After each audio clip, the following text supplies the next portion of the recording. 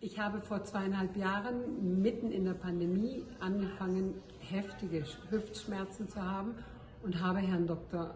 David Cantu aufgesucht, denn ich brauchte unbedingt ein Mittel und er hat mir natürlich eine Hüftarthrodenoperation vorgeschlagen mit einer Prothese.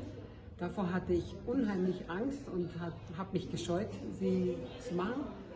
Auf jeden Fall habe ich 1,5 Jahre lang auf seinem Rat hin auch Physiotherapie gemacht. Er hat mir gesagt, irgendwann wird es soweit sein, dass du vor Schmerzen dann nicht mehr kannst.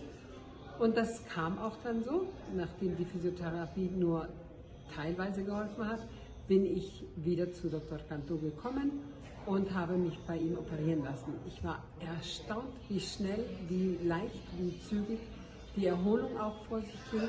Es war alles prima. Und seitdem, das war ungefähr vor einem Jahr, kann ich wieder normal leben, mein Leben führen, schnell gehen, alle meine Arbeit verrichten und Sport treiben, wie ich es früher gewohnt war. Ich würde jedem raten, das auch so zu machen. Und meine Empfehlung, Dr. David Cantu.